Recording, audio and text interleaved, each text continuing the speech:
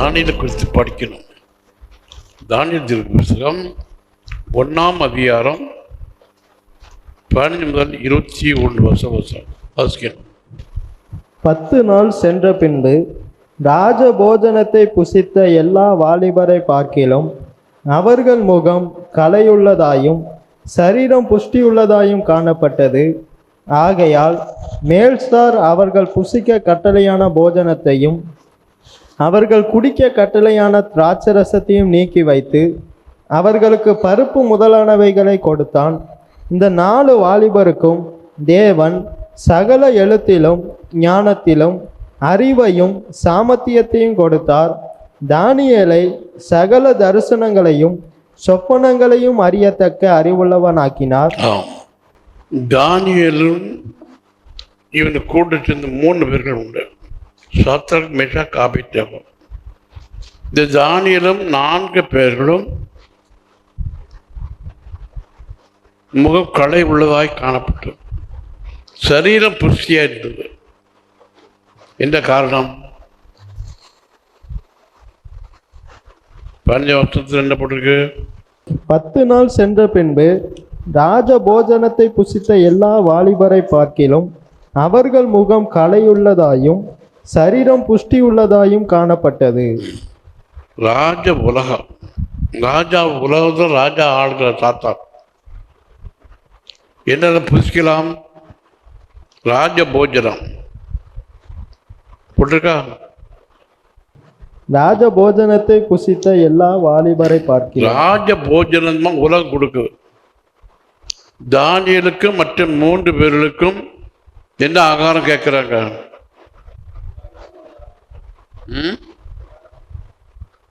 எங்களுக்கு பருப்பும் குடிக்க பச்சை தண்ணி போறோம் என்று மட்டும் இவர் கேட்கிறார்கள்.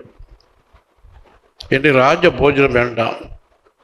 3 வருஷம் ட்ரைனிங் கொடுக்கிறேன், அரண்மனையில் வேலை பார்க்குறேங்க, பல்லவத்தில் போகணும், இந்த ராஜ போஜனம் வேண்டாம், எங்களுக்கு பருப்பு போதும், குடிக்கிறது பச்சை தண்ணி போதும் என்று கேட்குற ஆளு தானியேலும் சாத்ராக், மேஷாக், ஆபேத்நேகோ. நம்முடைய பேரும் பல்லவத்தை எழுதியிருக்கணும், இந்த வைராக்கியம் இருக்கணும். விசுவாசிகளானால் பருப்பு தான் சாப்பிடணும். இந்த பருப்பு இல்லை, வசனமாகிய பருப்பு, இந்த வசனத்தை தான் சாப்பிடணும், இதுதான் உட்கொள்ளணும். இந்த வசனத்தை உட்கொள்ளுடைய முகம் களை உள்ளதா? உலகப்பிரமான களை இல்லை. எவ்வளோ பழம் பவுடர் போட்டாலும் இந்த களை இல்லை. ஆவிக்குரிய களை, ஆவிக்குரிய அழகு வேணும். நம்ம அழகை பார்த்துட்டு தெய்வீக அழகு இருக்கு, தெய்வீக பிரசன்னம் இருக்கு என்று கண்டு கொள்ளணும்.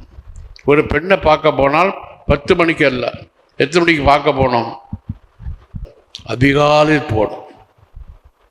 எப்போ எந்திரிக்கா, எப்போ வீட்டு வேலைகள் பார்க்க, மூத்த கழுவி இருக்காளா கழுவிலையான்னு பார்க்கணும். அதிகாலையில் போகணும், களை உள்ளதாக காணணும். என்னுடைய குரு அவருடைய மகனுக்கு பெண் பார்க்க போட அவர் தான் போனார். பெண் பார்க்கறதுக்கு யாரும் போனோம்? பெண்ணோட மாப்பிளோட அப்பா தானே போகணும். பெண்ணு தான், தாய் தான் போகணும். தாயும் போகணும், ரொம்ப சந்தோஷமுள்ளவர்களும் போகணும், நெருங்கினவர்களும் போகணும். இவர் தான் போனார். அங்கே போயிட்டு களைப்ப போனார், வீட்டையும் காமிச்சார். நான் தான் போனேன். ஒரு சகலம் காப்பி வேணும் சோதிச்சார். இந்த காப்பி இந்த பிள்ளை தான் கொண்டு வந்தது. முகத்து அப்பதான் எந்திரிக்கு, முகத்தை கழுவிட்டு இருக்கு. அப்பதான் ஒரிஜினல் அழகு தெரியும். இவ கையில் காப்பி வாங்கி குடிக்கணும்னு போகலை. முகம் அதிகாலையில் பார்க்கணும். அப்போதான் ஒரிஜினல் அழகு தெரியும், ஒரிஜினல் முகம் தெரியும். எனக்கு பாடம் கற்றுக் கொடுத்தது. இங்கேருந்து கிட்டத்தட்ட 200 கிலோமீட்டர் இருக்கும். 200 கிலோமீட்டர் போய் அந்த வீட்டுக்கு போனேன். நானும் போனேன். சரி, இந்த பிள்ளை தான் காப்பி கொடுத்தது. இந்த பிள்ளை தான் கல்யாணம் ஆன பிறகு முழங்கால் போட்டு ஜெபம் பண்ணணும். முதலாவது இது ஜெபம் பண்ணுறது. அப்படி இப்போ பெண்கள் வளருதா? எப்போ வருவான், எப்போ எல்லாரும் போவாங்க, நேரத்தில் படுக்கணுமா? அப்படி இருக்கக்கூடாது. ஆவிக்குரிய அழகு வேணும், ஆவிக்குரியவர்களாக இருக்கணும், தெய்வீக அழகு இருக்கணும். இவருடைய உள்ளம்தான் எரிந்து பிரகாசிக்கிற விளக்காக இருக்கு. உள்ளம் அக்கினியாக எரியும். முகத்தில் ஒரு தேஜஸ் இருக்கும், ஒரு களை இருக்கும். இஞ்சி கட்டிட்டு இருக்காது. வயசு 84 வயசு ஆச்சு. களைப்பு இருந்தாலும் களைப்பு உற்சாகம் உண்டு, ஆவி உண்டு, தெரிந்து பிரகாசிக்கிற விளக்காட்டும். இந்த மதுரையின மரியாள் 7 சாசு இருந்தபடியால் இவளை தேடி கத்தர் இவளாய் கூப்பிட்டு சோமாத்தினார். இவள் நன்றி உள்ளவளாக இருந்தார். கத்தர் செய்த நன்றியை, உதவியை அவன் வயல் சொல்லி பார்க்கணும். நம்ம வீட்டு வேலையை பார்க்கணும். நம்ம வேலையை பார்த்துட்டாங்க, நாளைக்கு வேலையில் போகலாம் என்று இவன் மதுரையின மரியாள் போல நாம் இருக்கக்கூடாது. அப்படிதானே? மதுரையின மரியாதை போல இருக்கலாம், நன்றி உள்ளவளாக இருக்கலாம். இவள் உள்ளதான் விளக்கு எரிஞ்சது. அதிகாலையில் தேடுறாள். எல்லாரும் போயிட்டாங்க. இவளை கூட்டு போய் ஒரு வேளை சாப்பாடு கொடுக்கறதுக்கும் வீட்டில் படுக்க வைக்கிறதுக்கும் ஆள் இல்லை. தனியாக நிற்கிறாள். அப்படி இருந்தும் இவள் பயப்படலை. ஏன்? இவள் உள்ளத்தில் உள்ள எரிவு. இதே போல நாம் இந்த உள்ள எரியணும். புத்தியில்லாத கன்னிஸ்திரிகள் ஆயத்தமாக இருக்கல. மணவாளன் வரப்போறாருங்கிறது தெரியும். என்ன அணைஞ்சு இல்லாம போயிட்டு நீர் என்ன வாங்கி ஊற்றணும், அதே விளக்கு எரியும். இது புருஷனை பற்றி குறை சொல்லல, இவளும் தன்னை குறை சொல்லல. உள்ள புத்தி உள்ள ஸ்திரீகள் விளக்கு எரிஞ்சிட்டே இருக்கணும். விளக்கு எரிவு என்ன வேணும்? பரிசுத்த ஆவியானவர் இருந்தால்தான் இந்த உள்ள எரியும். ஆவியானவர் நம்ம உள்ளத்தை பிரகாசித்தால்தான் நம் உள்ளம் பிரகாசிக்கும். ஹல்லேலூயா. எப்போது அனல் உள்ள இருக்கணும். இப்போ 2 மாசமா நடக்கல. போன வருஷம் பிள்ளைகள் படிப்பில்லை. பிள்ளைகள் எல்லாம் மீன் கதையை பேசிட்டு படிப்பு கம்மியாக போயிட்டு அவரோட குவாலிட்டி குறைஞ்சி போச்சு. தங்க மாற்றம் குறையக்கூடாது. மணலோடு கிடந்தாலும் பாறை கடையில் இருந்தாலும் தங்கத்தில் மாற்று குறையக்கூடாது. இது மின்னணும். நாம் உலகத்தோடு இருக்கக்கூடாது. உலகத்து பாருங்க தெரிஞ்சிருக்கப்பட்டவர்களாக இருக்கிறோம். மின்னணும். கத்தரால் நம்ம அடைக்கப்பட்டவர்கள், கத்த சத்தம் கேட்கிறவர்களாக இருக்கணும். எரிந்து பிரகாசிக்கிற விளக்காக இருக்கணும். இவளுடைய விளக்காங்க அதிக இருட்டோட இவள் நினைச்சுதான் அதிக இருட்டோட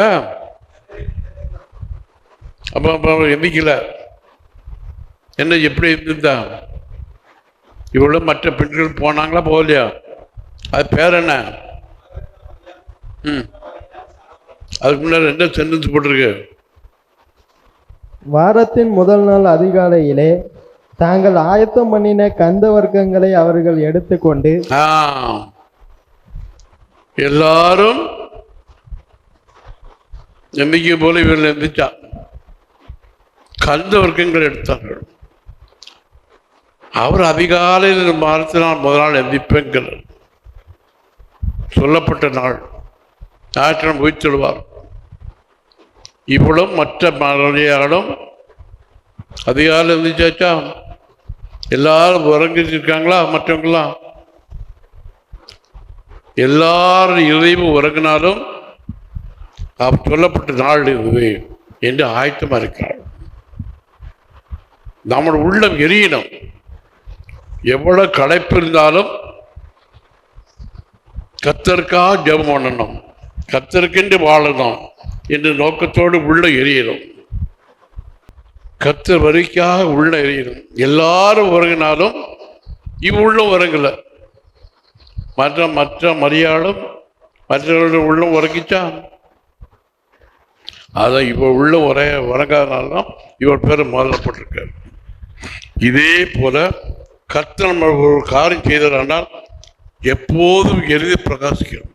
இதில் எழுச்சி இருக்கணும். இதயத்தில் இருள் இருக்கக்கூடாது. வெளிச்சம் இருந்தால் தான் நமக்கு விடிஞ்சிடும். அதிக இருட்டோடு எத்திக்க முடியும்.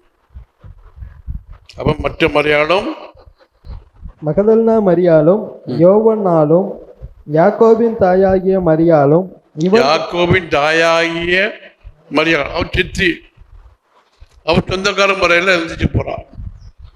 இவளுக்கு ஒரு அர்த்த பாசம்ல ஒன்றும் இல்லை. மகதலேனா மரியாள் 7 சாஸ்திரத்தை மட்டும் தவிர்த்திருந்தாள்.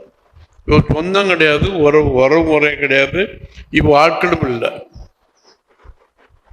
அந்த நன்றியோடு இவ அதிகரிக்கிறோம். இதே போல கர்த்தர் செய்த நன்மைகளை நாம் மறக்கக்கூடாது. நன்றி உள்ளவர்களாக இருக்கணும்.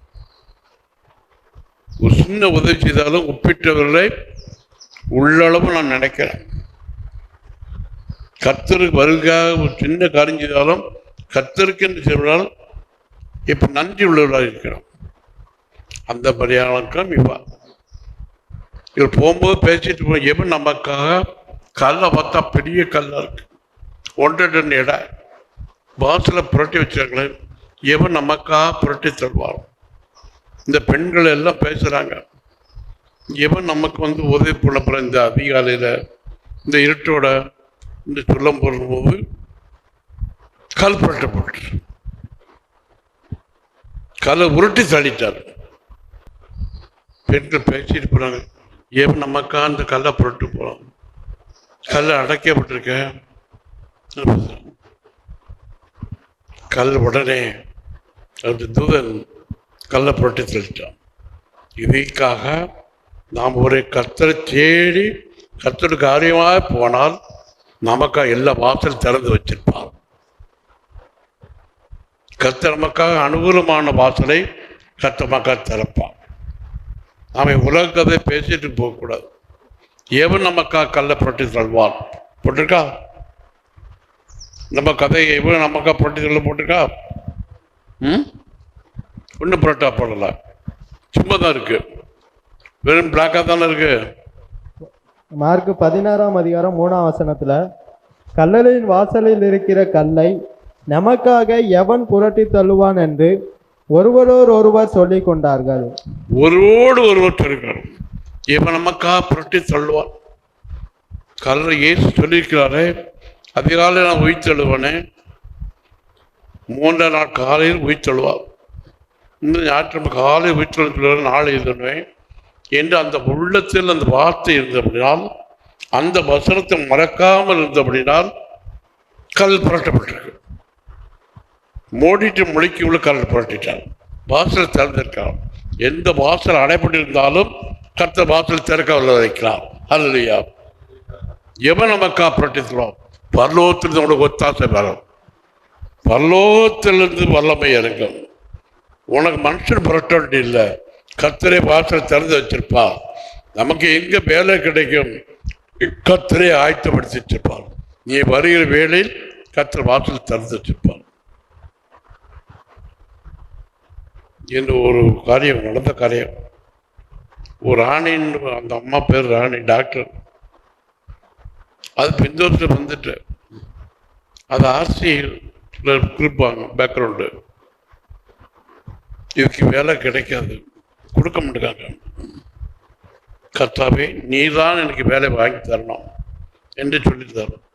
இது பதில் போட்டு இன்றைக்கு வச்சிருந்த டாக்டர்கள் எல்லாம் லீவ் போட்டாங்க. ஒரு டாக்டர் தான் வருவார் நினைச்சிருந்தாங்க. அது இவங்களுக்கு விரோதமான டாக்டர். அவருக்கும் அவசரமாக ஒரு தந்தி வந்துட்டு போயிட்டார். யாரும் இல்லை, இவளுக்குள்ள டாக்டர் தான் இவளை வேண்டப்பட்ட டாக்டரை கத்த அனுப்பினான். அவள் தான் அன்னைக்கு வந்திருக்கிறான். இவளை இன்டர்வியூ பாஸ் ஆயிட்டான், வேலையும் கிடைச்சிட்டு. அந்த அம்மா போடுறாங்க ஜபராணியா ஜெயராணி. அந்த அம்மா பற்றி தெரியாது. அது ஊழிக்காரி ஆயிட்டு. டாக்டர் படித்தது, அதுக்கு வேலை கொடுத்தது யாரு? மனுஷன் தான், டாக்டர் தான். ஒரு எதிரியாக இருந்தவர் டாக்டர் வேலை கொடுத்துட்டான். இதே போல கர்த்தர் நமக்காக கல்லை புரட்டி தள்ளுவார், காரியத்தை வாய்க்கப்படுவார், எல்லா காரியமும் அனுகூலமாக மாறும். கர்த்தர் கல்லை புரட்டப்பட்டது. இதே போல அவரை குறித்து பேசணும், உலக கதையை பேசக்கூடாது, அவரை குறித்து தியானிக்கணும். இப்படி இருந்தால், நம்முடைய இதயம் இருந்தால், கர்த்தர் நமக்காக கல்லை புரட்டி தள்ளுவார். கர்த்தர் நமக்கு எல்லாம் வேண்டிய காரியங்கள் எல்லாத்தையும் செய்வார். அதுக்கப்புறம் அந்த கல் மிகவும் பெரியதாக இருந்தது. அவர்கள் ஏறிட்டு பார்க்கிற போது அது தள்ளப்பட்டிருக்க கண்டார்கள். தள்ளப்பட்டு போச்சு. அப்போ பரலோக காரியத்தை பற்றியும் அவரை பற்றிய காரியங்களை பேசிட்டு போனால் எல்லா தடைகளையும் மாறி உடனே வாசலை திறக்க வளைக்கிறான். நமக்கு சிந்தை எல்லாம் கர்த்தரை குறித்த சிந்தையும் அவர் பாடத்தை குறித்து அறிவுள்ளான அறிவையும் பற்றி சிந்திக்கணும். இந்த சிந்தை தான் நம்மகிட்ட இருக்கணும். ஏன் புரட்டி சொல்லுவாங்க, 4 பெண்கள் இருந்தால் போகிறோம். இப்போ எத்தனை பெண்கள் சேர்ந்து போனாங்க? 4 பேர் போனாங்களா? உலக கதையான பேசியாச்சா? சோறு பொங்கியாச்சா? அடுப்பில் சோறை போட்டால் படிக்கிறதுக்கு மருந்து போச்சு, சோறு எல்லாம் குழஞ்சி போச்சு. இல்லை குழம்பு வைக்கிறது உப்பு இல்லாமல் வச்சாச்சு. இதில் தோத்து உப்பு விடுவது எனக்கு தெரியாது. குழம்பு தான் உப்பு விடுவாங்க. வாசலில் போயாச்சா? அவர்கள் கல்லறைக்குள் பிரவேசித்து வெள்ளையங்கி தரித்தவனாய் வலது பக்கத்தில் உட்கார்ந்திருந்த ஒரு வாலிபனை கண்டு பயந்தார்கள். இவர்கள் உள்ள போனார்கள். மதுரிடம் மரியாதை தான் முதல்ல போறோம். போயிட்டு முன்னால போய் காமிச்சு 2 பேரும் பேதுருவையும் யோவானையும் கூட்டிட்டு போனாங்க. இவர் அவசரம் பண்ற கல் புரட்டப்பட்டு வாசல் திறந்ததா? பேதுரு தூதரை பண்ற பார்த்தாளா? பேதுரு மேல பார்த்தானா? மேல பார்த்தானா? தூதன் பேதுரும் யோவானும் ஓடி போனாங்க. ஒரு கிழமை ஓடினான், ஒரு வாலிப ஓடினான். இங்கே பைபிள் எல்லாம் தலைகளை படிச்சிருக்கேன், நான் படிச்சு நேராக தான் படிச்சிருக்கேன். அப்போ யோவானும் காணல, பேதுரே காணல. கல் திறந்திருக்க ஓடிட்டான். வாசல் திறந்திருக்கியா? அவரை காணல சொல்ல. அவர் ஓடி இருந்து பார்த்தாங்க. சேலை தான் ஒரு பக்கம் சுருட்டி வச்சிருக்க. ஒரு தூதையும் காணல, ஒரு கல்லறையும் காணல, இயேசுவையும் காணல. பார்த்தாரா? யாரா? எல்லாரையும் பார்த்தாரு. சேலையெல்லாம் சுருட்டி வச்சிருக்க. நீங்க உடுத்தின சேலை அந்த இருந்தா இருக்கு. நீங்க எனக்கு குடுத்தில கோடி அந்த இல்லை அங்கதான் இருக்கு. கோடி எனக்கு போட வேண்டாம், உங்களுக்கு வீட்டுக்கு எடுத்துட்டு போங்க. இங்கு கோடியெல்லாம் அங்கே காமிச்சாங்க. இந்த கோடி பட்சத்தை கேட்கன்ற பாரம்பரியத்தை விடணும். பேதுரும் காணல, யோவானும் காணல. எதை பார்த்தாங்க? சேலையெல்லாம் பார்த்தாங்க. அவங்க நம்ம கொடுத்த சேலை அது அங்கதான் சுருட்டி வச்சிருக்கு. அவங்களும் கொடுத்தல, இவங்களும் கொடுத்தல. அப்போ அம்மா கல்யாணம் செத்து பண்ணவங்களுக்கு பார்த்து சேலை எடுத்து போடணுமா போடாணுமா? அவன் யோசிக்கணும், வாய் பேச மாட்டோம். அப்படி சுருட்டி தான் வச்சிருக்கு. பரலோகம் அங்கீகரிக்கக்கூடிய வேலை தான் நம்ம செய்யணும். பரலோகம் அங்கீகரிக்கக்கூடாத காரியம் நம்ம ஒன்றும் காணப்படக்கூடாது. அங்கே அப்புறம் வேற யார் பார்த்தா? இப்ப குனிந்து பார்த்தாளா? மதுரை மரியாள். இங்க பார்த்தா இருட்டுல பார்த்தா. யோவான் சுவிசேஷம் 20ஆம் அதிகாரம் 11ஆம் வசனம். ம். மரியாள் கல்லறையின் அருகே வெளியே நின்று அழுது கொண்டிருந்தாள். அப்படி அழுது கொண்டிருக்கையில் அவள் குனிந்து கல்லறைக்குள்ளே பார்த்து, அவளை காணலையே. 7 சாதாரண குணமாக்குனவரு, அவர் எழுந்திருப்பேன்னு சொல்லியிருந்தாரு, அவரை காணலே என்று குனிந்து பார்க்க. கல்லறை ஒரு குகையா இருக்கு, குனிஞ்சு பார்க்க. அவ மாட்டை காணலன்னு பார்க்கல, கழுதை காணலன்னு பார்க்கல. யாரை தேடுறா? உயிர்த்தெழுந்தவர்கள் என்ன சொன்னாரு? இந்த வார்த்தை மட்டும் சொன்னவர் ஆளை காணலையே. இவருடைய எடுத்துட்டு போனா நானா போய் எடுத்துருப்பேனே என்று பார்க்க நோக்கத்தில் பார்க்க, குனிந்து பார்க்க. வெளியீடு தத்துவம் தோட்டக்காரர் என்று நினைக்கிறார். கண் மறைக்கப்பட்டிருக்க.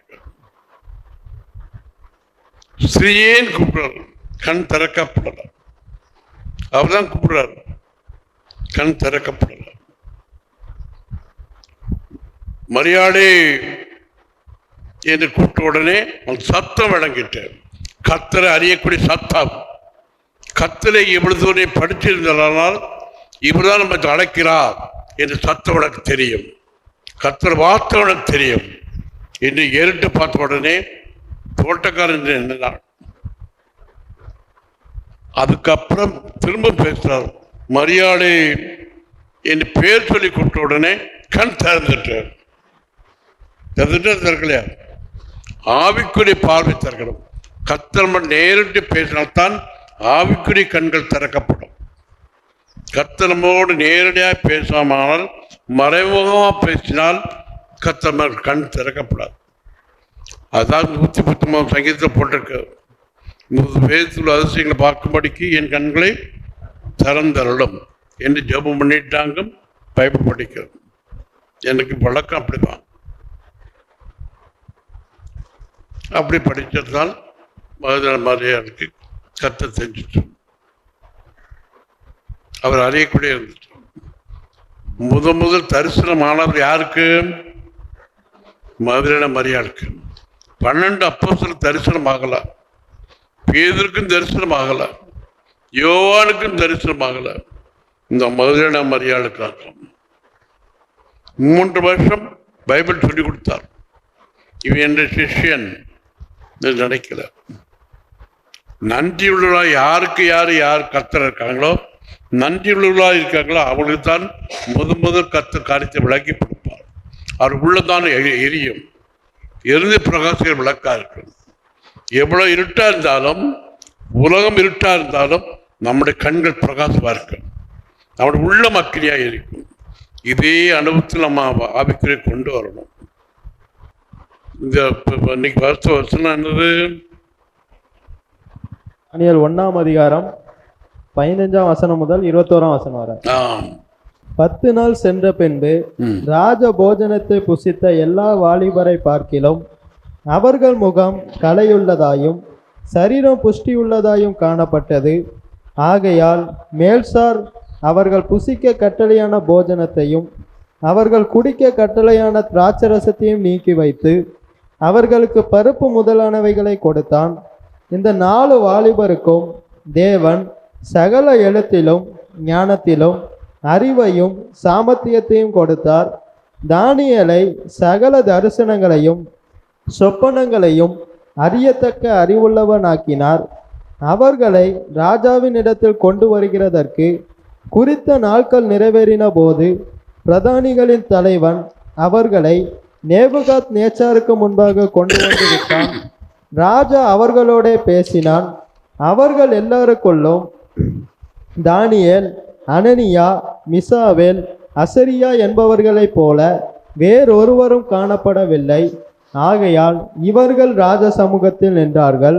ஞானத்துக்கும் புத்திக்கும் அடுத்த எந்த விஷயத்தில் ராஜா அவர்களை கேட்டு விசாரித்தானோ அதிலே தன் ராஜ்யம் எங்கும் உள்ள சகல சாஸ்திரிகளிலும் ஜோசியரிலும் அவர்களை 10 மடங்கு சமத்தராக கண்டான். அரண்மனையில் வேலை பார்க்கணும். வாலிபர்கள் தான் வேணும். இருந்த 4 பேரும் வாலிபர்கள். வாலிபிராயத்திலே தானியேல் 20 வயசான பிறகு போகல, 19 வயசுல போயிட்டான். கரெக்டாக பார்த்தால் 17 வயசுல போயிருக்கான். அரண்மனையில் விளைந்திருப்புக்காக போயிருக்கான். நல்ல ஞானமா இருக்கணும் என்று போயிருக்கான். நல்ல வேலை பார்க்கணும் போயிருக்கான். அங்க போன சட்டம் எழுத ட்ரைனிங்கு பாவம் 3 வருஷமாக ட்ரைனிங். 3 வருஷம் ட்ரைனிங் போட்டானேன்னு கவலைப்படலை. எங்களுக்கு 3 வருஷம் ட்ரைனிங் போட்டாலும் என்ன சாப்பாடு வேணும்? பருப்பு தான் வேணும். சொல்லும் போதே உயிர் இல்லை. இவருக்கு ராஜா சாப்பாடு போட்டா உயிர் இருக்குமா? 3 வருஷம் ட்ரைனிங் பீரியடு. 3 வருஷமா என்ன சாப்பாடு? பெண்களுக்கு உயிர் கிடையாது. அதான் உயிர் இல்லாமல் இருக்கு. ராஜ்ய சாப்பாடா வேணும் கேட்க. இந்த தானியேல், சாத்ராக், மேஷாக், ஆபேத்நேகோ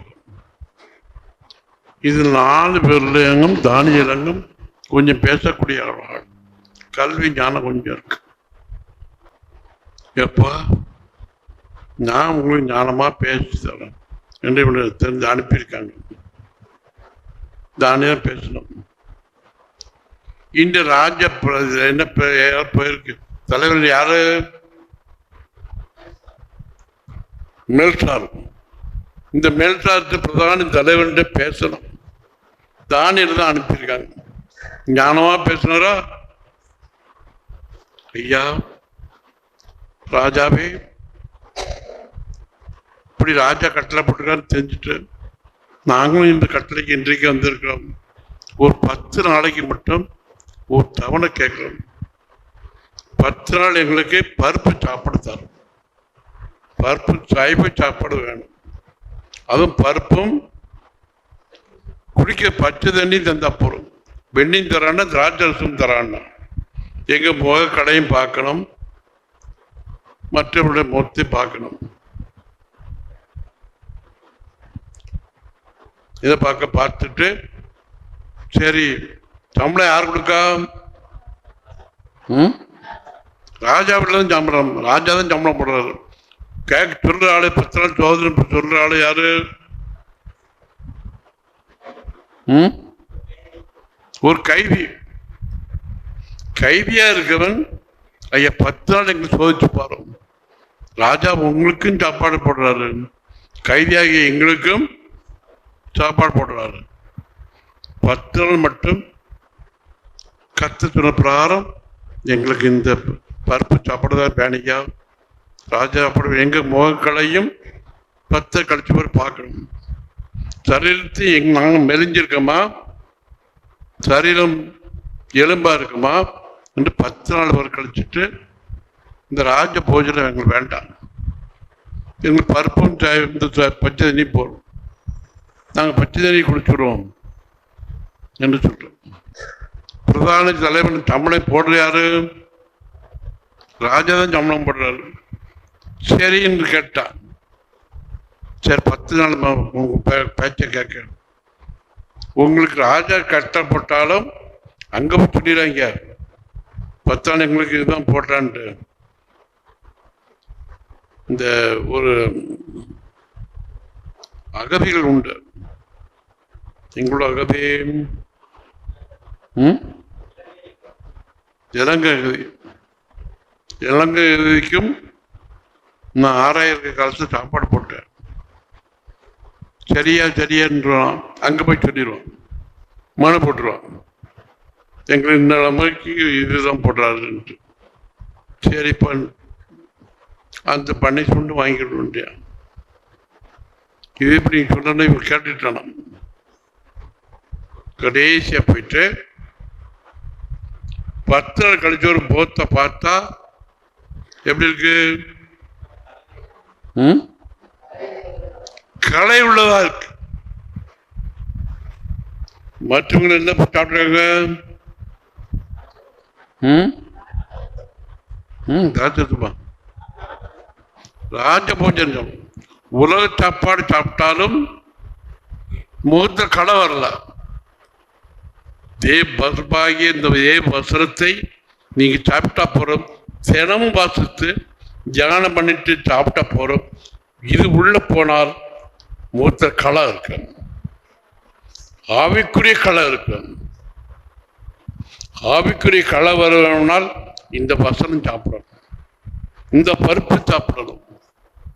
எது சாப்பிடணும்? பச்சை தண்ணி குடித்தாலும் இதுதான் சாப்பிடணும். இந்த ஆகாரம் பருப்பாகிய ஆவிக்குரிய ஆகாரம். இந்த பருப்பு உள்ள போகணும். 10 நாள் கழிச்சவர் பார்த்தார் கடா உள்ளதா இருக்கு. வேற அந்த ட்ரைனிங் பார்த்து 3 வருஷமும் சாப்பாடு என்னது இவர் கேட்டபடியே கொடுத்துட்டான். நீங்க உங்களுக்கு உங்க ஆகாரம் பிரகாரம் நீங்க நினைச்சபடியாக சாப்பிடலாம். ராஜ போகத்தில் உங்களுக்கு வேண்டாம், உலக சாப்பாடு உங்களுக்கு வேண்டாம். உங்களுக்கு ஆய்ப்பிராரம் உள்ள பரலோக ஆகாரத்தை நீங்க சாப்பிடுங்க என்று ராஜா பிரதானி கட்டளையிட்டான். 3 வருஷம் கிடைச்ச பிறகு முகம் எப்படி இருக்கு? சரீரம் 3 வருஷம் கழித்த பிறகு முகத்தை பார்த்தா கண்ணு உள்ள போயிருக்கு, முகம்லாம் ஒட்டி போயிருக்கு. என்ன காரணம்? என்ன? சோறு சாப்பிட்டாலும் பேச்சு உலகத்தாண்டு பேச்சு, உலகத்தாண்டு பேச்சு இருந்தால் முகம் கடை வராது. தூமிப்பு பைபிள் வசனத்தை தியானிக்கணும், அதையே பேசணும். அவரை குறித்து அவரை வருகை குறித்து தியானித்தார். இவர் கொண்டு அவர் வருகை வரையிலும் விளக்கு எரிஞ்சது. பரிசுத்த ஆவியானவரால் ஆவின் பலத்தால் ஜீவித்தார்கள். இதே போல வந்த கடைசி வரையிலும் விளக்கு எரியணும், பரிசுத்த ஆவியானவர் வேணும், ஆவியானவர் ஒத்தாசை வேணும். அந்த தான் என்ன, அது இருந்தால்தான் நம்ம விளக்கு எரியும். ஆவியானவருடைய ஒத்தாசை இல்லையானால் நாம் எரிந்து பிரகாச விளக்காக மாற மாட்டோம். யோவான் சாணங்கள் போல கர்த்தர் வருகை வரையிலும் ஆவில் நம்ம இருந்திருக்கணும். அந்த அபிஷேகம் நம்ம நிலைச்சிருக்கணும். அபிஷேகம் பெறணும்னு சொன்னால் ஒன்றும் ஒரு பெண்ணுங்களும் வராது, ஒரு வாலிப பிள்ளைங்களும் வராது. ஆராய்ச்சி அதான் வரல. உபாசம் வராது. என் பிள்ளைக்கு பரிச்சை எழுதும், மண்ணாங்கட்டி எழுதும், என்ன எழுதிட்டு போறாங்க. தானியேல் புத்தகம் 15ஆம் அதிகாரம் 26ஆம் வசனம். தானியேல் யாத்திரை புத்தகம். நீ உன் தேவனாகிய கர்த்தரின் சத்தத்தை கவனமாய் கேட்டு அவர் பார்வைக்கு செம்மையானவைகளை செய்து அவர் கட்டளைகளுக்கு செவி கொடுத்து அவருடைய நியமங்கள் யாவையும் கை கொண்டால் நான் எகிப்தியருக்கு வரப்பண்ணின வியாதிகளில் ஒன்றையும் உனக்கு வரப்பண்ணேன். நானே உன் பரிகாரியாகிய கர்த்தர் என்றார். நானே உன் பரிகாரியே கர்த்தர். கர்த்தரே நம்ம பரிகாரமா இருக்கணும். அவர் சொன்ன வார்த்தைகளில் ஒன்று தவறக்கூடாது, அவர் சொன்ன நடவடிக்கைகளில் ஒன்று தவறக்கூடாது. கர்த்தர் சொன்ன என்ன வார்த்தை சொன்னாரோ அது பிரகாரம் நடக்கணும். அப்படி இருந்தால் கர்த்தரே நமக்கு பரிகாரியா இருக்கிறார். இதுக்கு என்ன வேணும்? கர்த்தரே நமக்கு பரிகாரியா இருக்க வேண்டுமானால் நியமங்கள் யாவையும் கை கொள்ளணும். முகத்தில் களை இருக்க. ஆதியாகம புத்தகம் 41ஆம் அதிகாரம் 8ஆம் வசனம். காலமே பார்வோனுடைய மனம் கலக்கம் கொண்டிருந்தது. அப்பொழுது அவன் எகிப்தில் உள்ள சகல மந்திரவாதிகளையும் சகல சாஸ்திரிகளையும் அழைப்பித்து அவர்களுக்கு தன் சொப்பனத்தை சொன்னான். ஒருவராலும் அதன் அர்த்தத்தை பார்வோனுக்கு சொல்லக்கூடாமல் போயிற்று. ராஜாவோட முகம் கலக்கம் கொண்டிருக்கு. காரணம் என்ன? சொப்பனம். இந்த சொப்பனத்துல இதே கலங்கி போயிருக்கான். சொப்பனம் மறந்து போச்சா இருக்கா? சொப்பனம் இருக்கு, ஞாபகத்துக்கு வர முடியும். சொப்பனம் மறந்து போச்சு. இருதய கலக்கம், கலக்க நீங்கள படிச்சது ஞாபகம் இல்லை, ஆனால் இருதயத்தில் கலக்கம். அப்ப எப்படி படிச்சிருக்கு பிள்ளை?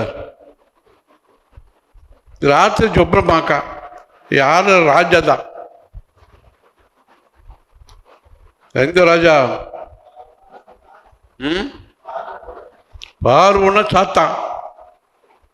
சாத்தான் கொடுக்குற சொப்பனம் மறந்து போ, கலக்கம் தீராது. தெளிவா இருக்கா?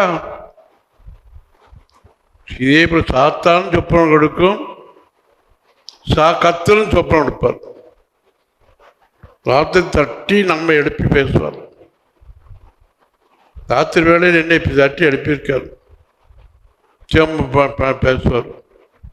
இங்கே வந்து லைட்டு எல்லாம், ஒரு லைட்டும் போடாது, எல்லாம் அடைச்சி அடக்கும். ராஜாவுடைய சொப்பனை கண்டுட்டும் கலக்கம் தீரல. முகம் எப்படி இருக்கு? முகம் வேறுபட்டு இருக்கு. பழைய முகம் இல்லை, களை இல்லை. அப்ப ராஜாவே முகம் தரிசித்தால் எப்படி இருக்கும்? அதிகாலையில் கர்த்தரை தரிசிக்கணும், ராஜாதி ராஜாவை தரிசிக்கணும். முகம் எப்படி இருக்கும்?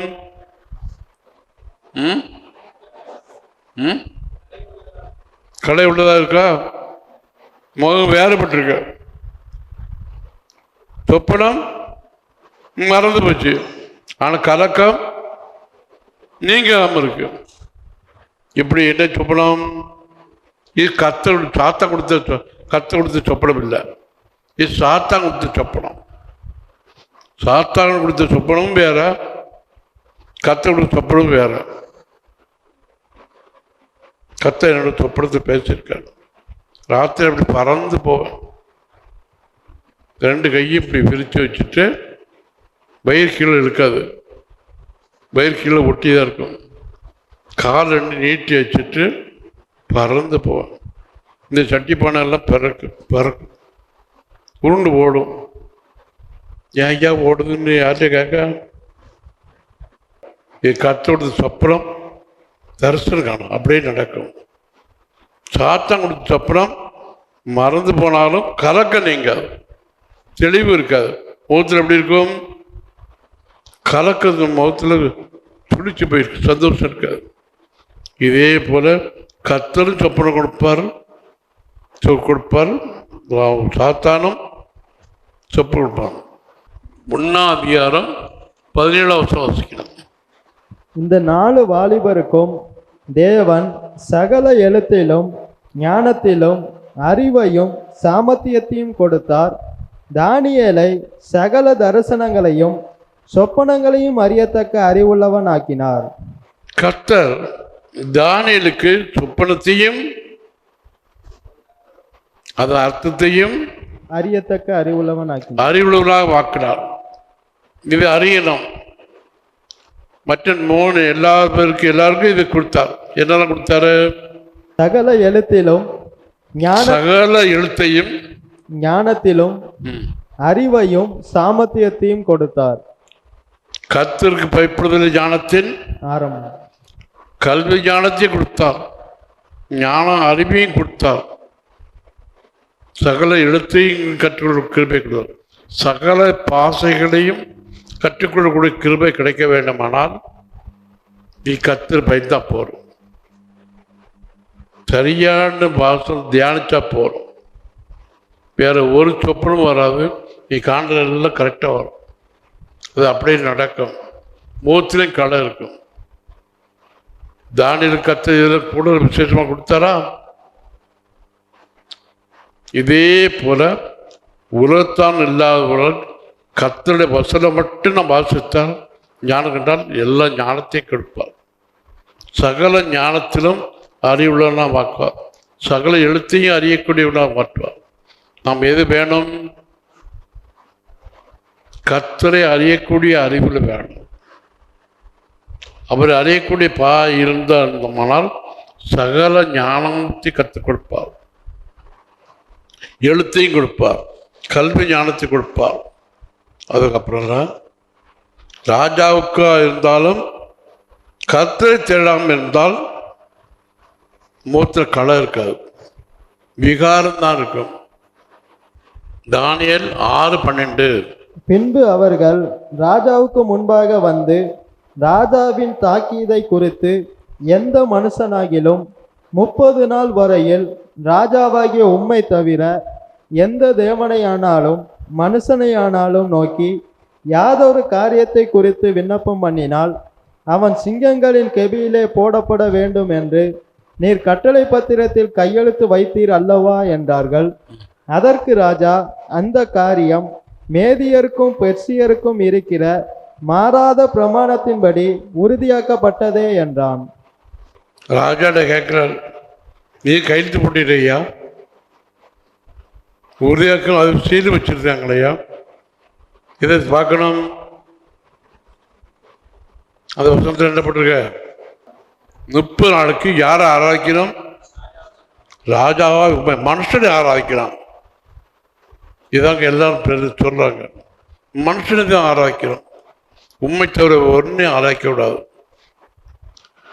அப்படி இருந்தாலும் இந்த தானியேல் என்ன செய்தான்? தானியேலோ வென்றால் அந்த பத்திரத்துக்கு கையெழுத்து வைக்கப்பட்டதென்று அறிந்த போதிலும் தன் வீட்டுக்குள்ளே போய் தன் மேலறையிலே எருசலேமுக்கு நேராக பலகணிகள் திறந்திருக்க அங்கே தான் முன் செய்து வந்தபடியே தினம் 3 வேளையும் தன் தேவனுக்கு முன்பாக முழங்கால் படியிட்டு ஜெபம் பண்ணி ஸ்தோத்திரம் செலுத்தினான். ஜன்னல் திறந்திருக்க போட்டிருக்கா? ஜன்னல் திறந்து வச்சுதான் ஜெபம் பண்றான். சட்டம் அப்படி இருக்கு.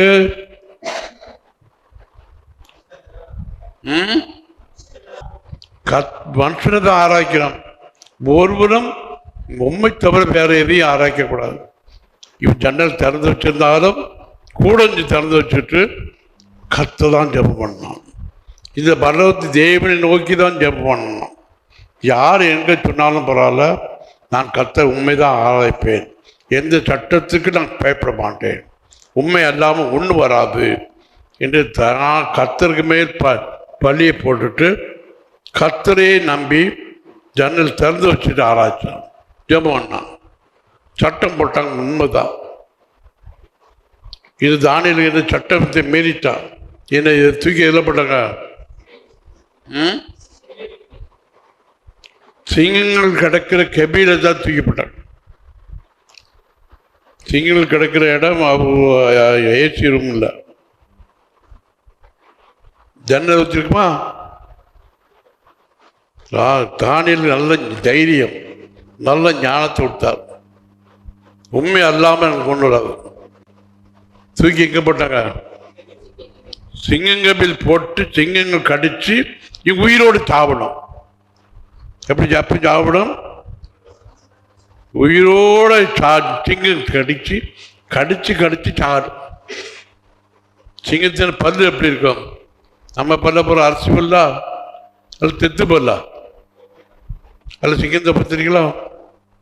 எப்படி இருக்கு பல்லு? எப்படி இருக்கும்? பெரிய பல்லு, 3 இன்ச்சு நீளம் இருக்கும். 2 பல்லு கடிச்சோம்னா மேல்தாடை 2 பல்லு, கீழ்த்தாடை 2 பல்லு வச்சுக்க, 2 இன்ச்சு இருக்கும். ஒரு பல்லு சுற்றளவு 2 இன்ச்சு இருக்கும். 2 இன்ச்சு பல்லு, 3 இன்ச்சு ஆணி இருக்கும், பல்லு இருக்கும். அதை வச்சு கடிச்சா இந்த தொலி தான் கலரும். சதை கலருமா? பிச்சுட்டு வருமா? சிங்கம் கடிச்சு சாகணும் மாக்க. தேவிக்கு சட்டம் அப்படி சட்டம்.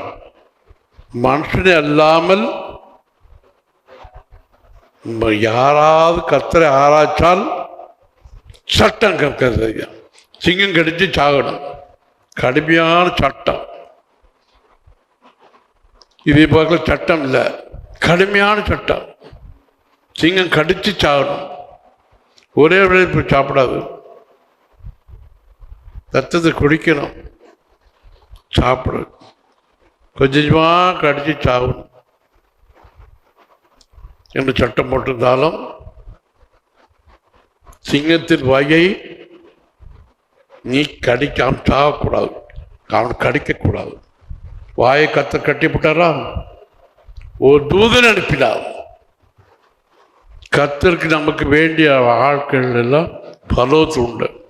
ஒரு தூதன் அனுப்பினார். நம்ம ஆட்களை சிங்கம் கடிச்சு சாப்பிடணுமா? மிகாவேலே, தூதனே, நீ சிங்கத்து கபில போகணும். ஒரு சிங்கம் வாய் திறக்கக்கூடாது. எவ்வளோ பசியாக இருந்தாலும் அவன் பசியை பாடிக்கணும். சிங்கத்துக்கு சிங்கம் கிடைச்சுதா? ஏன்? வாய் கட்டிருக்கா சாத்தான் கட்டிருக்கான். கட்ட தூதன் அனுப்பி காய் கட்டி போட்டார். தேவனுடைய பிள்ளைகளுக்கு விடாம ஒரு வாயும் திறக்கப்பட முடியாது. சிங்கங்களை வாயை அடைச்ச தேவன் எந்த வாயும் நமக்கு திறக்க விடாமல் கத்தர் கட்ட வல்ல வைக்கிறார்.